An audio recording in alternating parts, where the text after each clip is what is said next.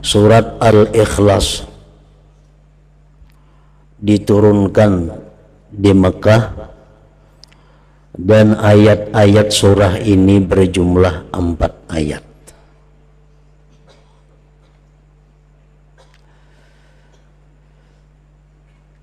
Dinamakan surat ini surat Al-Ikhlas karena orang yang mencintai membaca surat ini akan dapat ikhlas beribadah kepada Allah Subhanahu wa ta'ala. Dan lagi bukan hanya Al-Ikhlas nama surah ini, para ulama mengatakan bahwa surat ini sampai mempunyai 20 nama. Yang demikian menunjukkan kemuliaan dan kelebihan surah ini. Antara lain disebut pula surah ini dengan suratul wilayah, surah wilayah, artinya surah kewalian. Kenapa demikian?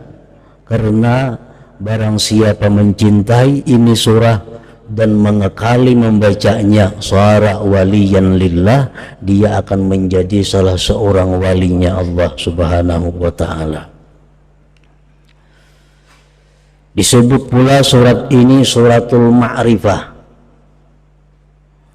karena orang yang memahami surat ini dan mencintai serta memperbanyak membacanya, dia akan diberi Allah ma'rifat kepadanya.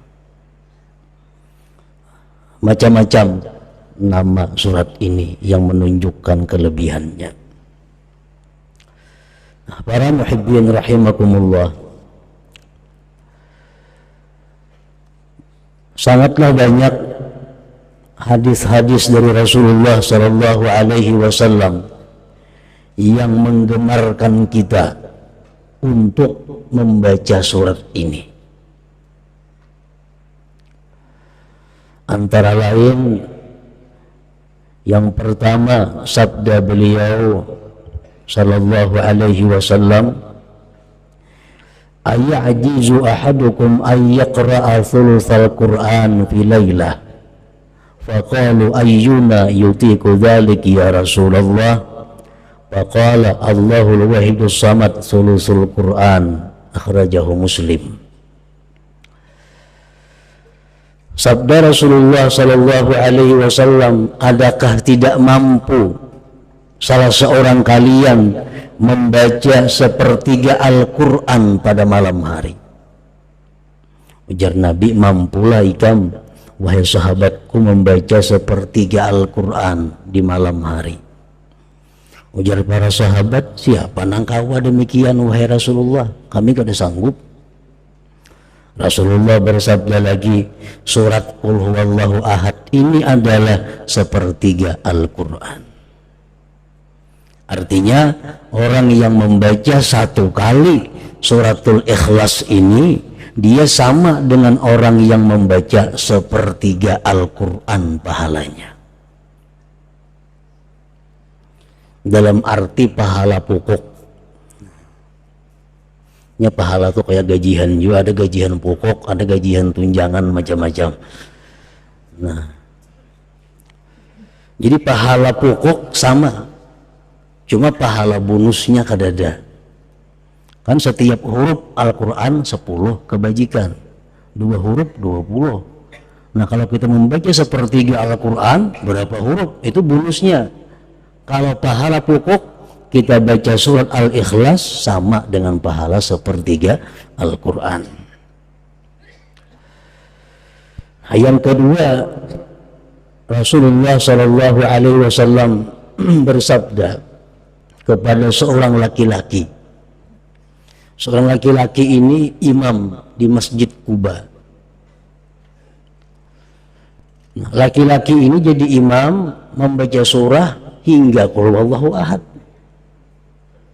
Sembahyang maghribnya, isanya, subuhnya, zuhurnya, asar, bila jadi imam habis Fatihah Qul huwallahu ahad. rakaat pertama, rakaat kedua. Andai kata dia ingin surat yang lain, tetap ada qul huwallahu ahad itu. Habis itu kena sambung surat yang lain. Pokoknya setiap kali inya sembahyang mesti dibacanya suratul Ikhlas ini. Dilaporkan orang kepada Rasulullah sallallahu alaihi wasallam. Dipanggil oleh Nabi, ujar Nabi, "Wa ma yahmiluka an taqra'a hadhihi surah fi kulli rak'ah?" Apa yang mendorong engkau? Apa yang mendorong engkau membaca surat ini tiap-tiap rakaat? Faqala ya Rasulullah inni uhibbuha. Wahai Rasul, ulun katuju lawan itu surah. Ulun suka. Faqala Rasulullah sallallahu alaihi wasallam, inna hubbaha adkhalakal jannah. Bahwa kecintaan engkau kepada surah qul huwallahu ahad itu memasukkan engkau ke dalam surga. Rawahu Tirmidzi.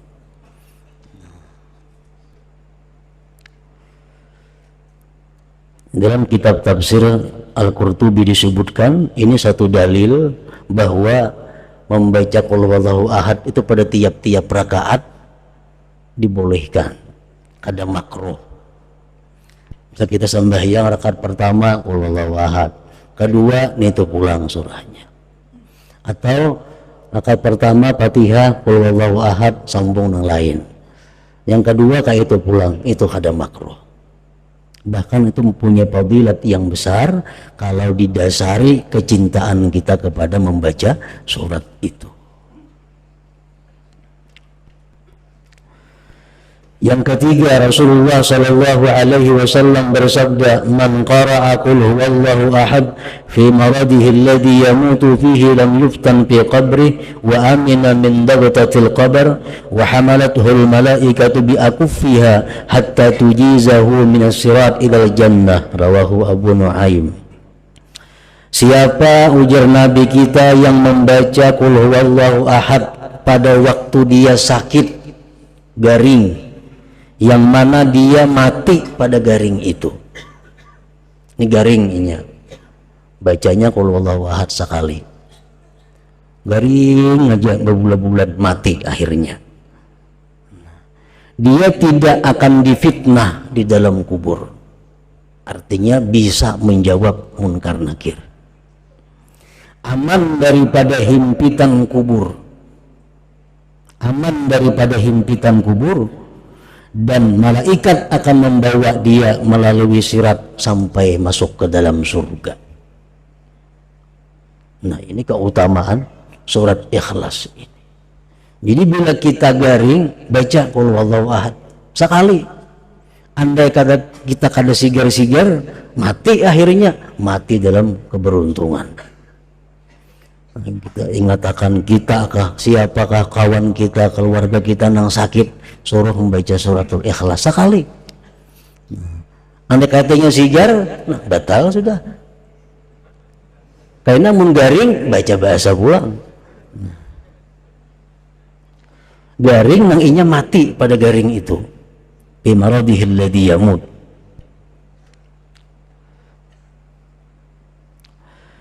Yang keempat, Rasulullah SAW bersabda setelah beliau didatangi seorang laki-laki yang mengeluhkan kepada Rasulullah tentang kesempitan hidup, kefakiran.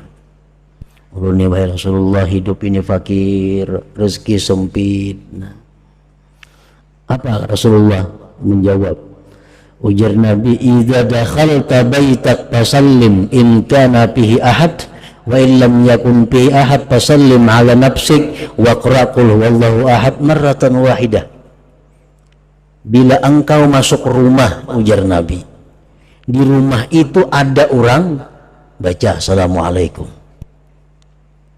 sekali, assalamualaikum, sambung lawan qul huwallahu ahad. Kalau di rumah itu kalau ada orangnya, kita masuk rumah kita, assalamualaikum wa ala ibadillahi sholihin, sambung qul huwallahu ahad sekali. Nah, baca itu ya Nabi lawan laki-laki tadi. Bapak ala rajul, maka si rajul tadi, laki-laki tadi mengamalkan petunjuk Nabi tadi. Masuk ke rumah, bila ada orangnya assalamualaikum, bacanya suratul Ikhlas. Bila kada ada orang, assalamualaikum warahmatullahi wabarakatuh, bacanya suratul Ikhlas sekali. Fa'adarallahu alaihi rizqa hatta afadha ala jirani. Allah melimpahkan rezeki kepada laki-laki tadi sampai dia bisa memberi kepada tetangga-tetangganya.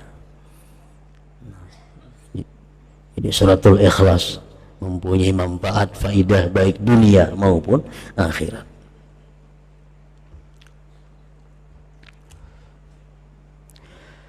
Yang kelima, disebutkan lagi tentang faidah fadilat surah Qul Huwallahu Ahad ini.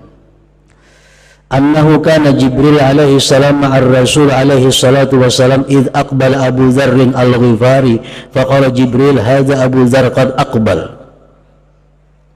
Sewaktu Nabi kita berjalan bersama Jibril alaihi salam, tiba-tiba datang sahabat Nabi yang bernama Abu Dzar al-Ghifari. Ujar Jibril, nah Abu Dzar datang wahai Rasulullah.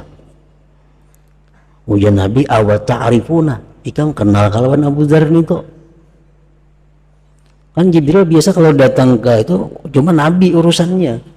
Setelah ketemu Nabi sampaikan wahyu boleh. Ini kada tuh ujar Jibril, Abu Dzarin datang. Ujar Nabi cuma tahu kawan Abu Dzar itu wahai Jibril. Jibril menjawab, huwa ashharu indana minhu indakum. Di kalangan malaikat Abu Dzar lebih terkenal daripada kalangan manusia. Abu Dzar kalau di malaikat wahai Muhammad terkenal lebih daripada di bumi ini. Bersabda Nabi kita, berkata Nabi kita, bimaza nala hadhil fadilah. Kenapa dia mencapai ini fadilat wahai Jibril? Keutamaan ini dengan sebab apa dia capai? Jibril menjawab, likasrati qiraatihi qul huwallahu ahad, karena Abu Dzar ini banyak membaca qul huwallahu ahad.